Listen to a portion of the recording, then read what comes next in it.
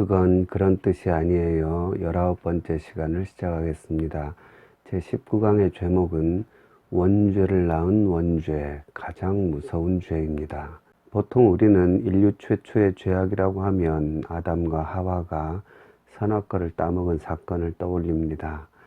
당연히 옳은 이야기입니다. 우리가 이걸 원죄라고 부르지요. 하지만 이 원죄가 이 지구상에서 저질러진 최초의 죄는 아니라는 사실을 우리가 잘 기억하지 못합니다. 이 원죄를 짓도록 만든 더 오리지널 원죄가 있으니 그게 바로 마귀의 죄악입니다.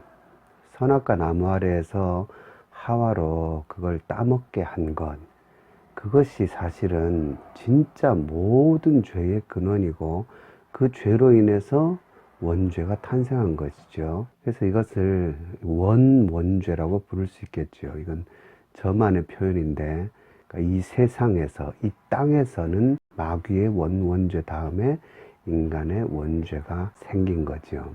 그렇기 때문에 이 원죄를 잘 살펴보면 죄의 근본 본질과 목표를 파악할 수가 있습니다.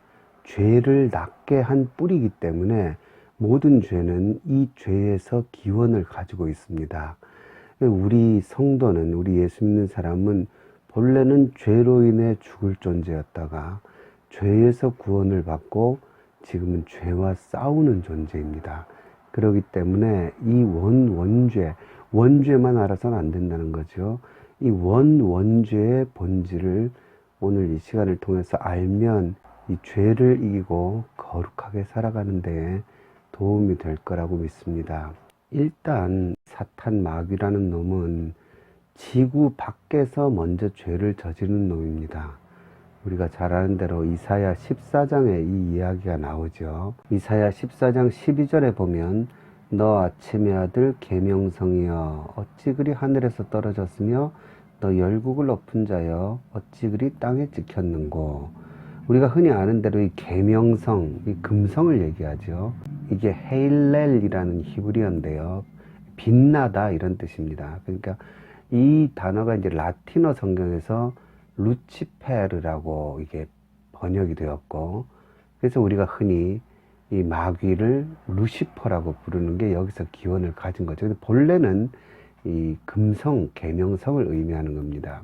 그런데 여하튼 이 계명성이 사실은 이 이사야 본문은 4절에 나오는 대로 너는 바벨론 왕에 대하여 이 노래를 지어 이르기를, 이 바벨론 왕에 대한 예언입니다. 그런데 이 바벨론 왕의 운명을, 그리고 그 본질을 최초의 하나님 앞에 죄를 지었던 마귀와 비교를 했다고 우리는 이 본문을 이해합니다. 그래서 여기 12절부터 나오는 계명성에 대한 이야기가 바로 사탄 마귀의 범죄를 기록한 것이라고 보통 전통적으로 받아들입니다. 그래서 이 계명성, 흔히 루시퍼라고 하는 이 존재가 마귀다 이렇게 보고, 13절에 보면 내가 내 마음에 이르기를 내가 하늘에 올라 하나님의 뭇별 위에 내 자리를 높이리라. 내가 북극 지폐의 산 위에 앉으리라. 가장 높은 구름에 올라가 지극히 높은 이와 같아지리라 하는도다. 마귀의 죄의 본질은 하나님과 비기겠다는 교만이었죠. 근데 이 죄는 아까 말씀드린 대로 지구상에서 일어난 게 아니라 저 바깥에서 일어난 겁니다. 그리고는 이 죄로 인해서 마귀는 어떤 운명을 가지게 되었냐면 12절에 어찌 그리 하늘에서 떨어졌으며 너 열국을 엎은 자여 어찌 그리 땅에 찍혔는고. 그러니까 땅에 내동댕이 쳐지는 운명이 되어버렸습니다. 하늘 위에서 권세를 잡으려다가 땅으로 떨어져 버렸고, 그 다음에 15절에 보면 그러나 이제 내가 수올 곧 구덩이 맨 밑에 떨어짐을 당하리로다. 미래적이죠. 그러니까 앞으로는 어떻게 되냐면 수올 맨 밑바닥에, 지옥 맨 바닥이라고 볼 수 있죠. 거기에 떨어질 운명을 가진 게 마귀다. 그렇게 이 본문을 보통 이해를 합니다. 이 존재가 마귀라고 볼 수 있는 거는 오히려 신약에서 오히려 이게 증명이 됩니다. 그래서 예를 들어서 예수님께서 누가복음 10장 18절에 보면 사탄이 번개처럼 하늘에서 떨어지는 것을 내가 보았노라. 예수님 그러시죠. 상당히 유사하죠. 마귀가 추락하는 장면. 그 다음에 마태복음 25장 4절 같은 데도 보면 마귀와 그 사자들을 위하여 예비된 영원한 불이 있다, 이런 말씀이 나오죠. 그러니까 이런 구절들은 대체로 지금 이 이사야서에 나온 사탄의 운명과 비슷한 모습을 보여줍니다. 그래서 어쨌든 이 사탄이라는 존재가 지구 바깥에서 북극 지폐, 북극성을 의미하죠. 지는 또 계명성이라고 나오고요. 어쨌든 저 우주 공간에서 여하튼 죄를 지어서 교만죄로 이 땅에 떨어졌다는 이야기가 이 이사야서에 나오지요. 문제는 이렇게 땅에 떨어진 마귀가 이제 땅에 와서 바로 우리가 지금 보고 있는 이 원죄를 낳은 죄, 원죄를 짓고 그 죄로 인해서 인간도 죄인이 되었다는 겁니다. 그 원죄는 우리가 잘 아는 대로 사람으로 하여금 선악과를 따먹게 한 것이죠. 우린 이 선악과 사건을 그래서 단순히 마귀의 유혹죄다 이런 차원에서 보는데, 사실 말씀을 보면 더 깊은 이 죄의 본질을 우리가 발견할 수 있습니다. 이걸 찾아내는 게 바로 오늘 강의의 목표입니다. 일단 가장 기본적인 내용부터 우리가 짚고 넘어갈 필요가 있습니다. 선악과가 과연 뭐냐? 우린 흔히 하나님은 도대체 왜 선악과를 만드셔서 우리 인간을 이렇게 죄를 짓게 만드셨냐 하고 하나님께 책임을 돌리는 그런 경향이 좀 있죠. 사실은 전혀 그렇지 않습니다. 창세기 2장 8절에 보면 이 이야기들이 나오죠. 여호와 하나님이 동방의 에덴에 동산을 창설하시고 그 지으신 사람을 거기 두셨다. 에덴 동산에 이제 사람이 살게 된 것이고, 여호와 하나님이 그 땅에서 보기에 아름답고 먹기에 좋은 나무가 나게 하시니 동산 가운데는 생명나무와 선악을 알게 하는 나무도 있더라. 그러니까 에덴 동산에는 보기에 먹기에 좋은 나무들이 많이 있었다는 거죠. 그리고 하나님이 뭔 법을 주시냐면요, 16절에 하나님의 명령이 나옵니다. 여호와 하나님이 그 사람에게 명하여 이르시되 동산 각종 나무의 열매는 내가 임의로 먹되. 여기 두 단어를 주의해야 됩니다. 대충 보고 넘어가면 안 돼요.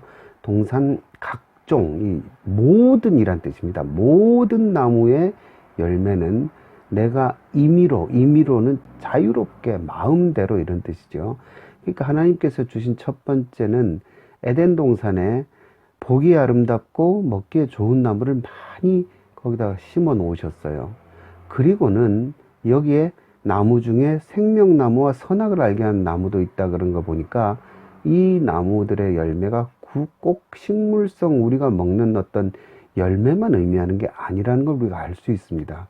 굉장히 어떤 다른 의미도 나무 열매로 표현을 한 것 같아요. 여하튼 이 모든 복스러운 것들을 하나님이 다 마음대로 누리게 하셨다, 그런 의미가 있습니다. 그리고는 그 다음에 나온 법이 뭐냐면, 그 앞에 거는 자유의 법입니다. 그리고 17법에 이제 금지법이 하나 나오는데, 선악을 알게 하는 나무의 열매는 먹지 말라. 그리고는 금지가 있으니까 처벌도 있죠. 내가 먹는 날에는 반드시 죽으리라 하시니라.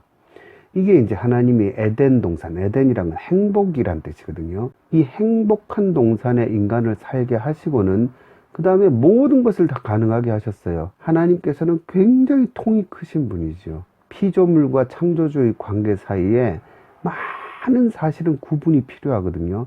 하나님 그걸 다 줄이시고 완전히 다 자유롭게 편하게 하라, 말로만 그냥 편하게 하라, 그게 아니라 진짜로 모든 걸 다 허락하시고는 단 나무 열매 하나만 먹지 않으면 된다, 이렇게 말씀하신 거죠. 그러니까 우리가 어디 뭐 놀이동산 가서 자유 이용권 그 마크 하나 가지고 있으면 다 프리 패스 하듯이 그거 잃어버리면 안 되잖아요. 근데 그것만 있으면 모든 게 다 자유롭잖아요. 마찬가지로 모든 에덴 동산의 행복을 다 가질 수 있어요. 선악과만 건드리지 않으면. 매일 뭐 몇 개씩 먹으라 이것도 아니에요. 그것만 안 건드리면 되는 거예요. 그러니까 이 선악과는 어떤 면에서는 자유의 상징이죠. 결혼식 때 끼워주는 결혼 반지 같은 거예요. 당신과 나의 행복을 위해서 너무나 아름다운 구속이죠. 어떤 면에서는 그 구속의 반지가 모든 행복을 사실은 보장해 주는 거죠. 그게 바로 선악과입니다. 그래서 이 선악과는 사실은 축복의 상징이고요, 에덴 동산의 영원히 행복을 누릴 권한을 의미하는 겁니다. 그러니까 하나님이 인간을 그 함정에 빠뜨리기 위해서 만드신 게 아니라는 거죠. 이 뱀의 원죄는 바로 이런 정황에서 시작이 된 겁니다. 이 창세기 3장 1절에 보면 이 뱀이 나타나서 이제 인간을 유혹하는데 뭐라고 하냐면요. 뱀이 여자에게 물어 이르되 하나님이 참으로 너희에게 동산 모든 나무의 열매를 먹지 말라 하시더냐. 자, 교묘한 말솜씨와 교묘한 거짓말이 들어있죠. 너무나 잘 알고 있을 건데도 짐짓 모르는 척 물어보죠. 모든 나무 열매 다 먹지 말라 그랬냐. 이 교묘한 말솜씨가 이 원죄의 시작입니다. 그러니까 원죄는요, 거짓된 아주 교묘한 말솜씨가 들어있어요. 그래서 죄를 갖다가 주제로 띄우는, 하나님은 선악과를 그냥 천혜빛 놔두면 된다 그러셨거든요. 관심을 안 가지면 되는 거예요. 근데 그거를 관심의 대상이 되게 하는 그런 이제 재주를 뱀이 부리는 거죠. 그리고 더 깊이 따져보면 이게 참 교묘한 말씀인 게요. 인간이 그냥 뭔 소리야, 그 선악과는 얘기도 하지 마, 됐어. 그렇게 만약에 나왔다면 뱀도 왜 굳이 그 얘기했냐? 그냥 궁금해서 물어본 거야. 이러고는 자기도 빠져나갈 수 있는 거예요. 분명히 뱀에게는 큰 목표가 있었어요. 인간을 죄에 빠뜨리려는. 근데 시작은 자기도 빠져나올 수 있는 교묘한 말솜씨로 시작하는 거죠. 여하튼 이렇게 해가지고 인간으로 하여금 선악과라는 주제를 스스로 꺼내게 만듭니다. 그래서 2절에 여자가 뱀에게 말하되 동산나무의 열매를 우리가 먹을 수 있으나 동산 중앙에 있는 나무 열매는 하나님의 말씀에 너희는 먹지도 말고 만지지도 말라. 그 다음 말이 중요하죠. 너희가 죽을까 하노라. 그러니까 인간 속에 아직 죽음이란 게 뭔지도 모르고 생명나무가 있다 그랬잖아요. 선악과와 함께. 생명나무는 아무 필요가 없는 나무예요. 사실은 하나님 안에 있으면 선악과만 안 건드리면 인간은 영원히 행복한 거죠. 근데 그런 와중에서 죽음이라는 것의 의미를 전혀 모르는 인간으로서는 죽을까 하노라. 의심이 들어있는 거죠. 하나님은 본래 뭐라고 말씀하셨습니까? 17절에 내가 먹는 날에는 반드시 죽으리라. 개역성경에는 정령 죽으리라. 하나님은 꼭 죽는다고 선언하셨어요. 그 법이죠. 인류의 유일한 법이죠. 금지법. 그리고 처벌 조항이죠. 근데 인간은 그냥 깊이 생각 안 하니까 죽을지도 모른대. 이렇게 알고 있었는데 문제는 뭐냐면 마귀는 뭐라 그럽니까? 4절에 보면 뱀이 여자에게 이르되 너희가 결코 죽지 아니하리라. 그러니까 여기 두 개의 상반된 견해가 주어진 거죠. 하나님은 정령 죽으리라. 반드시 죽으리라. 마귀는 결코 죽지 아니하리라. 인간은 그 사이에서 죽을까 안 죽을까 망설이는 존재죠. 마귀라는 게 사탄이라는 게 원래 대적자, 반대하는 자 이런 뜻입니다. 사탄은요. 하나님의 견해와 하나님의 말씀에 일단 반대 의견을 내어놓고 사람으로 그 반대 의견을 따르도록 만드는 거예요. 하나님의 말씀이 생명인데 그 말씀에 반대되는 것을 따르면 그게 사망의 길이 되는 거죠. 그 본래 사탄이 하는 일이 그건데 그 최초의 에덴 동산에서부터 사탄이 이 일을 했던 겁니다. 그런데 우린 보통 여기까지 알고 있죠. 사실은요. 한 걸음 더 들어가야 돼요. 그 다음 구절에 진짜 마귀의 원죄의 본질이 나옵니다. 5절이죠. 너희가 그것을 먹는 날에는 너희 눈이 밝아져 하나님과 같이 되어 선악을 알 줄 하나님이 아심이니라. 자, 여기에서 이제 마귀가 인간으로 죄를 짓도록 만드는 그 수작의 절정이 나옵니다. 이게 뭐가 나오냐면요. 일단 자기의 죄와 닮아 있어요. 자기도 최초의 죄가 뭡니까? 교만해서 하나님과 비기겠다는 거 아니에요? 모든 죄는 교만과 연결이 돼요. 그걸 인간에게, 감히 생각도 안 하던 인간에게 그걸 주입하는 겁니다. 그래서 너희 눈이 밝아져서 선악과 먹으면 하나님과 같이 된다. 그런데 이것도 아직 다 들어간 게 아닙니다. 하나님처럼 된다 하는 유혹, 거기서 이 원원죄가 끝나는 게 아니라 여기서 그렇게 되는 걸 갖다가 뭐라고 나옵니까? 하나님이 알고 계시기 때문에 그걸 먹지 못하게 합니다. 그러니까 아까 우리가 선악과의 본질을 찾아봤죠. 선악과는 인간에게 모든 행복을 보장해주는 약속의 반지인데 그걸 갖다가 하나님의 호의와 사랑과 축복을 갖다가 뭘로 바꿔버리냐면 하나님을 이기적이고 너희 인간들이 잘 되는 꼴을 못 보는 존재로 이미지를 바꾸는 겁니다. 그래서 결국 목표가 뭐냐면 관계를 파괴하는 거죠. 하나님과 인간 사이의 관계를 파괴하는 것이 바로 이 원원죄의 시작이고 원원죄의 본질입니다. 그리고는 여기에 뭐가 이용이 되냐면 여기에 거짓말이 이용이 되죠. 상대에 대한 비난이 이용이 되죠. 상대의 호의마저도 악한 의도가 있는 것처럼 선동하는 작업이 여기에 들어갑니다. 그게 마귀가 한 짓입니다. 그래서 원원죄의 근본적인 교만과 거짓과 이간질, 이를 통한 관계 파괴, 이게 원원죄의 본질 속에 들어있는 거죠. 우리는 죄를 갖다가 개인적인 차원에서 많이 해석을 하고 적용을 합니다. 그게 당연히 죄죠. 개인 속에 있는 욕심과 음란과 본성에서 오는 이런 죄악들을 우리가 많이 강조를 하죠. 그러나 사실상 이거는 우리의 본성에 이미 있는 거예요. 예를 들어서 뭐 너무 배가 고파서 이제 도둑질을 했다. 도둑질은 나쁜 거죠. 당연히 그건 큰 죄악입니다. 그러나 그 기원이 만약에 배가 고픕니다. 그럼 식욕은요, 하나님이 주신 거죠. 그러니까 그 식욕을 잘못 이용하는 인간의 죄성이 이제 발달을 한 거는 잘못이지만, 그리고 그걸 절제하지 못한 게 당연히 큰 죄지만, 그 기원, 그 근본은요, 인간 속에 본래 주신 거고 하나님 축복으로 주신 거예요. 어떤 면에서는. 이걸 놓고 우리가 기도하고 성결하게 사는 건 너무나 당연합니다. 그러나 우린 지금 이 사탄의 원원죄를 보면서요, 보다 더 하나님 앞에 크고 더 마귀가 우리의 죄의 본질로 심어준 것을 보게 됩니다. 그 힌트가 성경에 한 군데 나오는 곳이 있습니다. 그게 뭐냐면요, 시편 19장 13절에 이런 기도를 다윗이 드립니다.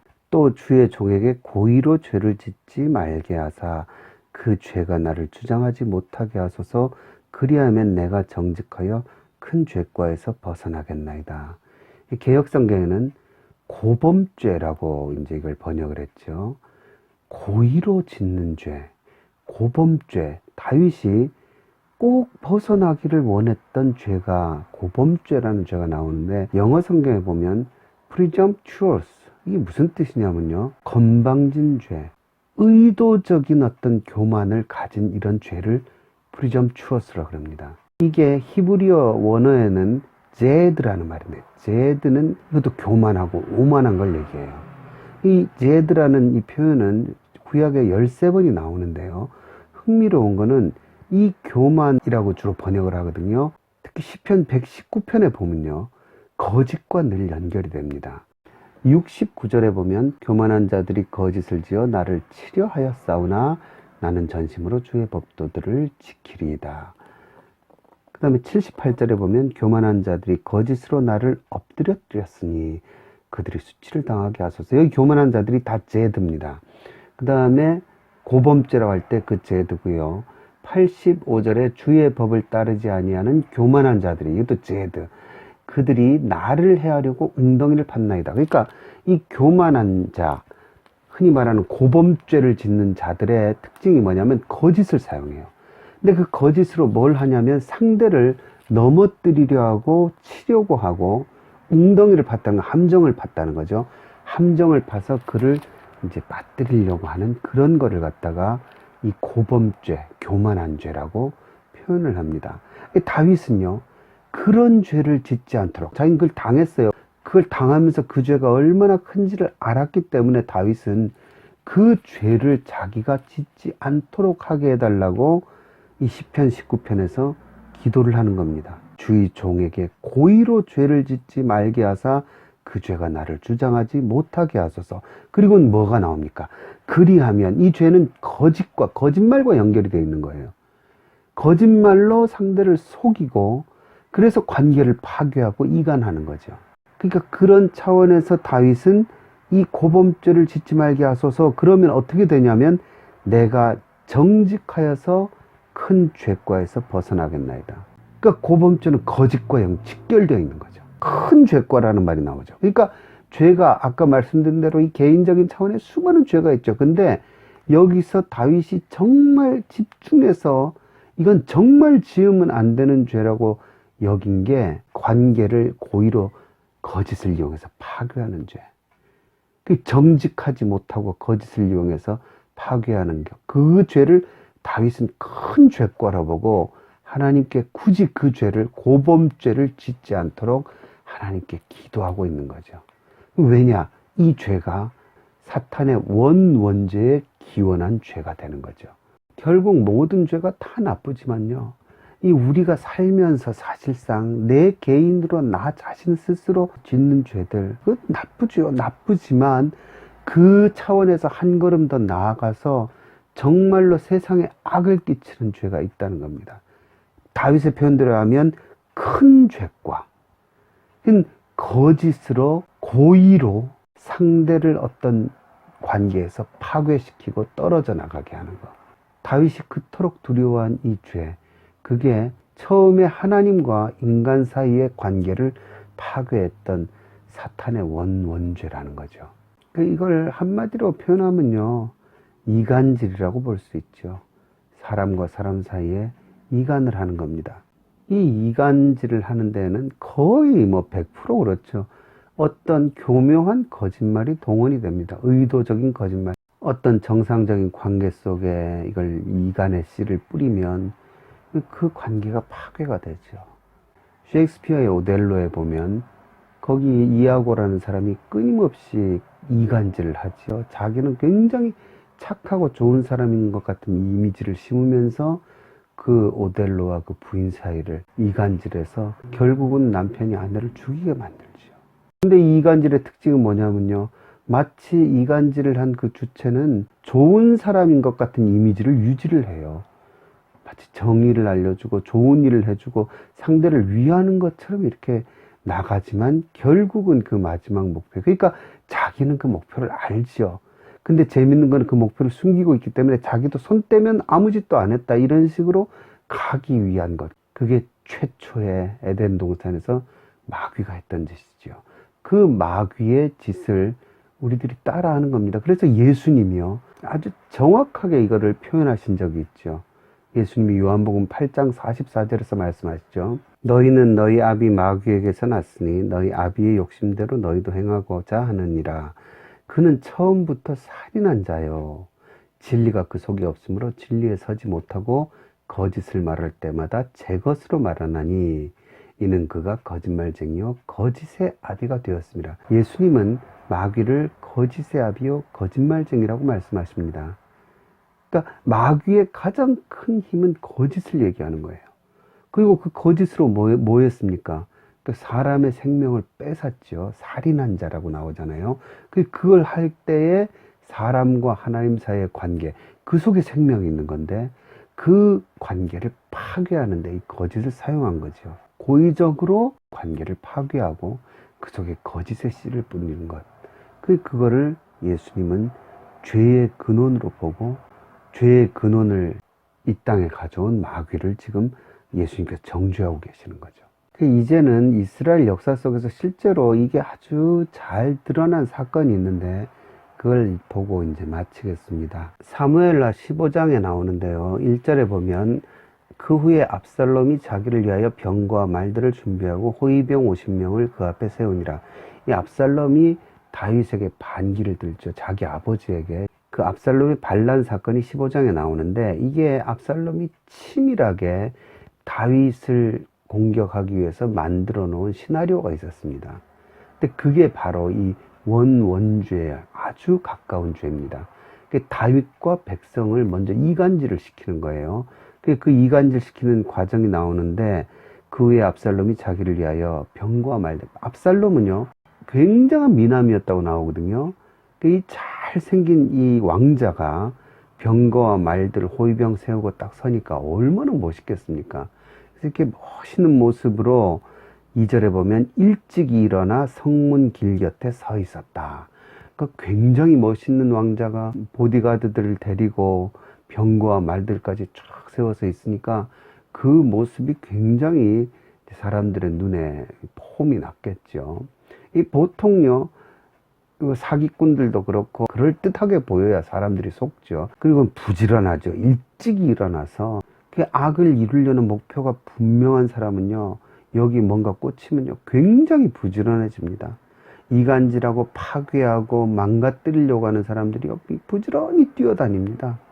굉장히 열심을 내죠. 그래서 압살롬이 일찍 일어나 성문 길 곁에 서서 그 다음 뭘 했냐면, 어떤 사람이든지 송사가 있어서 왕에게 재판을 청하러 올 때에, 그러니까 재판을 하고 억울한 일이 있는 사람들이에요. 억울한 일이 있어서 당시 왕은 이걸 갖다가 이제 재판해줘서 사람들의 억울함을 풀어준 게 왕의 굉장히 중요한 임무거든요.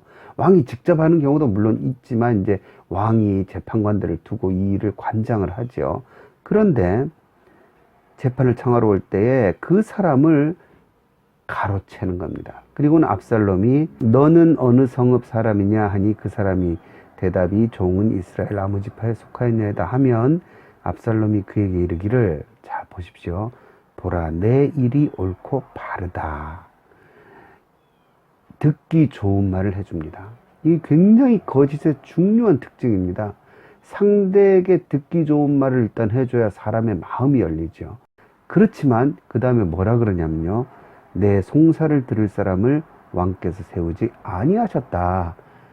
여기서 거짓이 나오는 거죠. 다윗 왕을 이간질하는 겁니다. 백성과 다윗 왕 사이에 거짓을 이용해서 다윗 왕이 백성들에게 관심도 없고 정의에도 관심이 없고 백성들을 올바로 세워줄 마음이 없는 사람으로 치부해 버립니다. 그래서 내 송사를 들을 사람을 왕께서 세우지 아니하셨다 하고는 그다음 14절에 또 압살롬이 이르기를, 내가 이 땅에서 재판장이 되고 누구든지 송사나 재판을 할 일이 있어 내게로 오는 자에게 내가 정의 베풀기를 원하노라. 그러니까 자기 스스로 정의를 이야기하면서 사실은 왕과 백성을 이간질시키는 일을 하고 있는 거죠. 더 재밌는 게 나와요. 5절에 사람이 가까이 와서 그에게 절하려 하면, 고마우니까 아이고 이렇게 좋은 왕자님이 계셨어요. 아이고 왕은 일도 안 하고 나쁘구만 이러면서 와가지고 절하려 하면 압살롬이 손을 펴서 그 사람을 붙들고 그에게 입을 맞췄다. 세상의 겸손까지. 이 얼마나 아름다운 왕자입니까? 정의를 실현해주고 자기를 위해서 옳다 해주고, 그러니까 심지어 자기를 낮추고 겸손하기까지 해서 절하려는 사람을 아니다, 우린 친구다, 우린 다 같은 동료들이다 이러면서 붙들고 그에게 입을 맞춰주니까요. 그 다음부터 백성들의 마음이 다윗을 떠나서 압살롬에게로 점점 가는 거죠. 그래서 성경은 뭐라 그러냐면, 압살롬의 행함이 이와 같아서 이스라엘 사람의 마음을 압살롬이 훔쳤다. 이런 도둑질이 있는 거예요.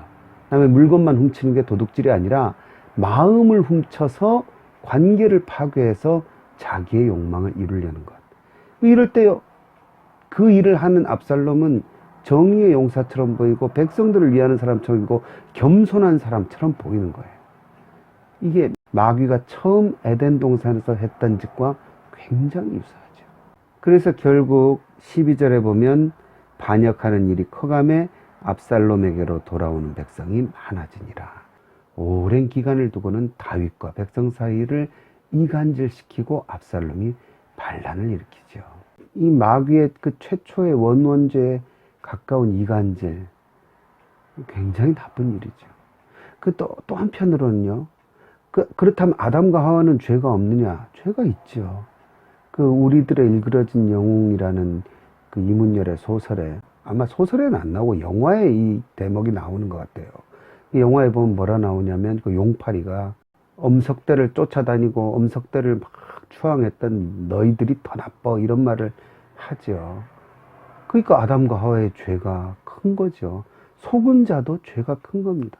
여기 선동당한 백성들도 죄가 큰 거죠. 그러니까 이스라엘이 큰 고통을 당했죠.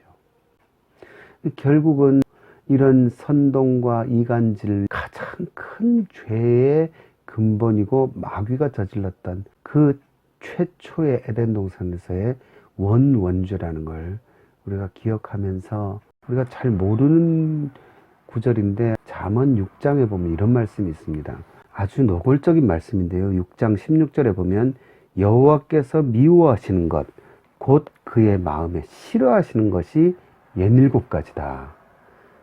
여호와께서 직접적으로 싫어하시는 것을 목록을 주세요. 17절부터 곧 교만한 눈과 거짓된 혀와 무죄한 자의 피를 흘리는 손과 악한 계교를 꾀하는 마음과 빨리 악으로 달려가는 발과 거짓을 말하는 망령된 증인과, 이게 다 뭡니까? 다 같은 얘기들이에요. 교만, 아까 말씀드렸죠? 고의로 뭔가 목표를 악한 데 잡고는 고의로 뭔가 죄를 저지르는 것, 교만이죠. 교만은 거짓과 연결된다고 그랬죠. 거짓, 그 다음에 그게 뭐냐? 무죄한 자를 피 흘리게 만들기 위해서 이런 죄악을 행하는 거죠. 그래서 그게 악한 계교를 꾀하는 마음 아닙니까? 그 악으로 달려가는, 얼마나 일찍 일어나서 부지런히 달려가잖아요. 그리고 거짓을 말하는 망령된 증인. 그래서 이걸 결과적으로 하나님 뭐라고 표현하시냐면요. 형제 사이를 이간하는 자다. 이간질이 나오죠. 결론적으로 하나님이 가장 싫어하시는 것 뭐냐? 관계를 파괴하는 이간질이다. 이게 어디 있었냐? 최초에 에덴 동산에서 있었던 죄악이다. 이렇게 말씀하시는 거죠. 그래서 결론적으로 예수님은 팔복을 얘기하실 때 뭐라고 말씀하십니까? 마태복음 5장 9절이죠. 화평하게 하는 자는 복이 있나니 그들의 하나님의 아들이라, 하나님의 자녀라 일컬음을 받을 것이다.